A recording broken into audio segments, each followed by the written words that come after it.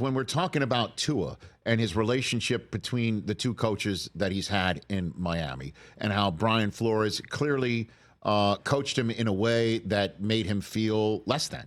And Mike McDaniel coaches him in a way that makes him feel more than. And in that case, sometimes less is not more. And the old school way, less meaning more, worked. Maybe for a different generation of quarterbacks. And sometimes you can give them less. And as long as you give them more on occasion, balance it out. Clearly, Nick Saban did that. You know he had to coach Tua tough. Tua told us the story at the Super Bowl before he got drafted in Miami. At the Super Bowl from Miami.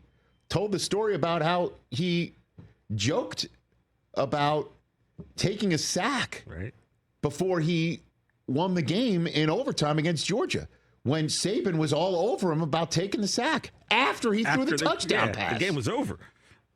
Saban's like, amongst the confetti and everything, don't take sacks like that. And Tua said he joked with him. Yeah, but I threw a touchdown and Saban didn't like it. So clearly, he can handle tough coaching. And then Breer tells a story about how the first blush meeting between Bobby Slowick, the OC, handpicked OC of the new head coach of the Texans, DeMeco Ryans, and he gave C.J. Stroud some really tough coaching that Stroud did not respond well to during the process of the draft evaluation. And I tell you, I heard rumors Texans aren't taking C.J. Stroud because Slowick and him did not see eye to eye in the process of evaluating. I heard that going into the draft. And when they chose C.J. Stroud that night, I'm sitting on the draft set thinking to myself, well, I guess that information was off. Literally was thinking that in the back of my head as I'm like, DJ, Daniel Jeremiah, what do you think of this draft choice? Because I had heard, and I was thinking to myself, after Bryce Young went first, we're chit-chatting, waiting for the Texans to make their announcement. I was thinking in the back of my head as I am hosting the draft, is it possible that they're not taking Stroud? Could that be possible? Well, sure enough, they did. Because as Breer just said, they figured out the operation manual with Ryans and everybody else talking to Ryan Day of Ohio State saying, hey, this is the way he's been brought up. This is the upbringing that he's had. This is the difficulty he has when he hears this from people he does not yet trust. They built up the trust, and look what happened. Boom. Oh, my gosh.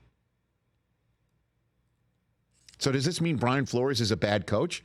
No. What it means is that he just probably brought the Belichick way of coach the best player the hardest into the equation because he saw what Belichick did to Brady, and Tua ain't Brady. Different generation, different style, different way of handling this guy. That Brady had a massive chip on his shoulder. And by the way, the coach who was coaching him hard drafted him. 6th round.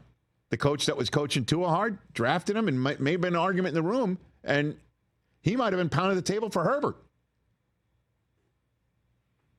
Just amazing insight on how it all works and how you need to realize what's up.